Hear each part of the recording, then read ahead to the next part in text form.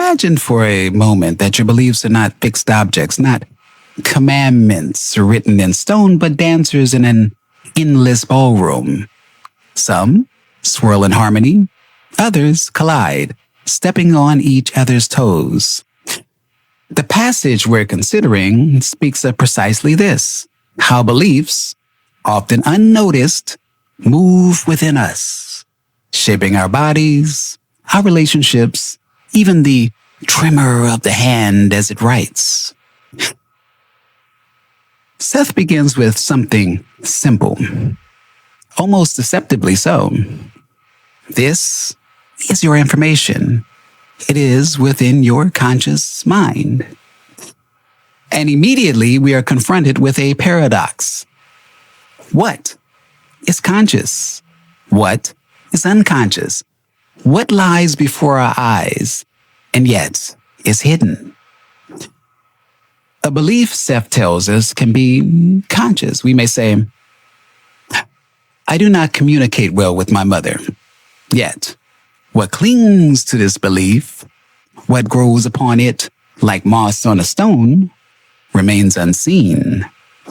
The guilt, the self-punishment, the silent conviction that if something is wrong, then I must pay.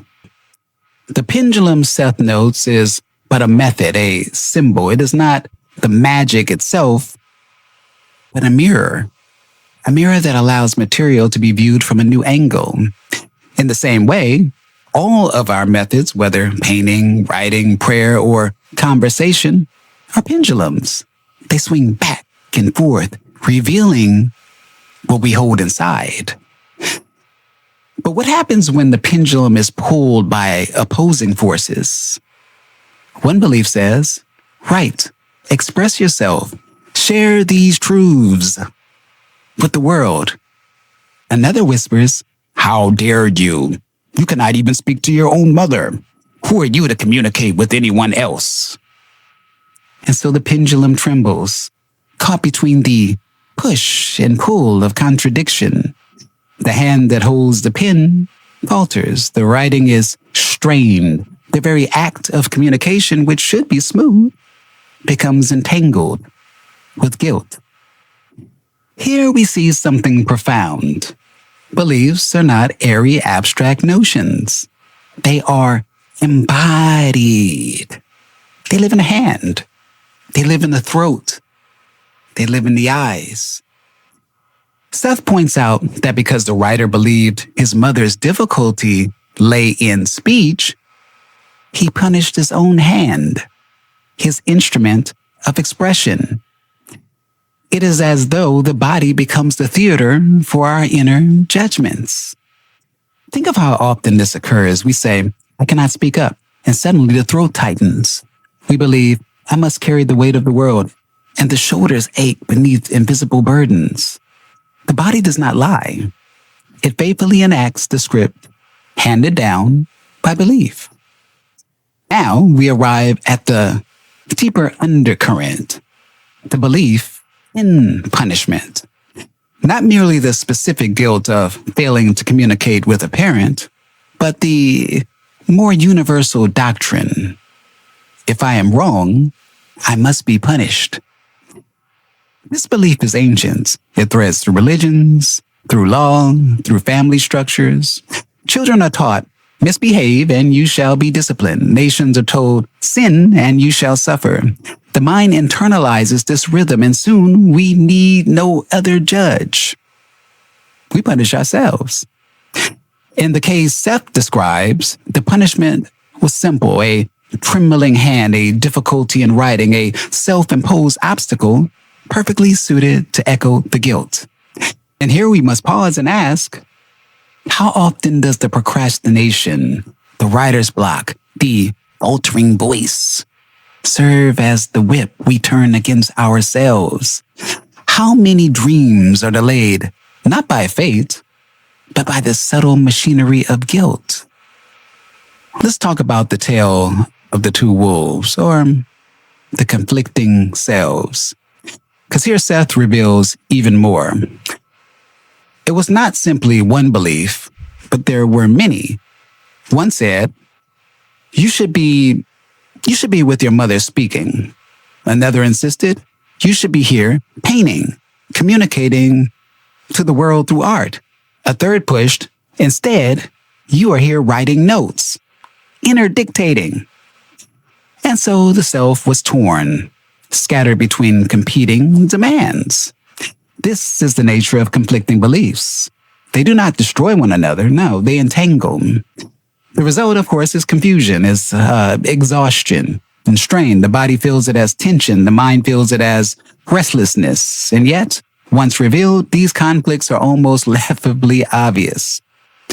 How many times have we recognized the pattern in ourselves only to exclaim, why didn't I see that before? It was right there all along. You see, beliefs hide in plain sight, disguised as inevitabilities, until a moment of awareness shines upon them. Seth makes a vital point. The work is not in changing the external world first, but in becoming aware of the beliefs themselves. Rupert, he says, was loosening old beliefs so that they rattled around in his mind. And this is the first stage of transformation, to hear the rattle. It is not comfortable. It is not clean. It is messy. It is unnerving, even exhausting. But it is also exhilarating. For to see one's own beliefs is to step out of their trance, to realize, this thought, this guilt, this punishment is not a fact of life, but simply a belief. And a belief can be changed. The recognition itself is liberation. The most dangerous of all beliefs is the one you don't know you have. Awareness, simply awareness. Observing the thoughts, awareness. That's the antidote. Finally, Seth gives us the crux. The real work is in the mind, not in the frantic checking of physical results, but in the patient cultivation of new beliefs. Just as negative beliefs yielded tangible outcomes like pain, guilt, faltering communication, so too will positive beliefs bear fruit, but only if allowed to. They must be trusted. They must be lived with patience. To demand immediate results is itself another form of disbelief. It is the mind saying, I do not trust that inner change is enough. And so, paradoxically, the very eagerness to see results becomes another obstacle. The work is inward. The results will follow as naturally as the night follows day. The gardener does not pull at the roots to see if the tree has grown. He waters the soil. He tends the light. He trusts the process. So, what do we learn from this intricate dance of beliefs? That communication, that guilt, art, writing, even the faltering of a hand are all threads in a single tapestry woven by the mind. That punishment is not an external law, but a belief. And like all beliefs, it can be replaced. We are invited then to become conscious dancers, to step onto the floor of the mind with awareness, to watch as beliefs swing and twirl, and to choose which partners we wish to lead. For in the end, beliefs are not chains. They're just tools. They are not masters, but instruments.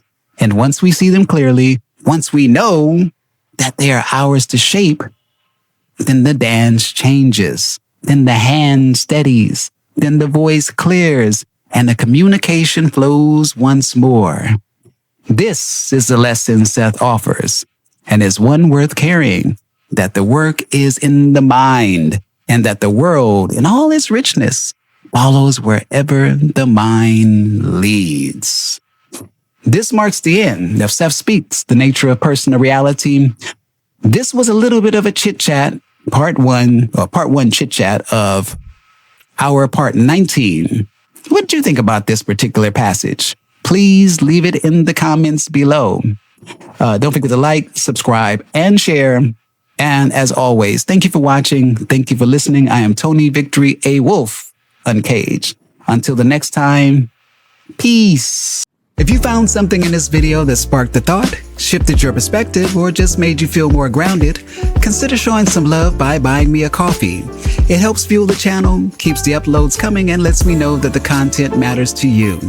The link's right below in the description or on my channel banner. No pressure, just appreciation if you're moved to support. And as always, thank you for watching, thank you for listening. I am Tony Victory, a wolf uncaged. Thank you. Peace.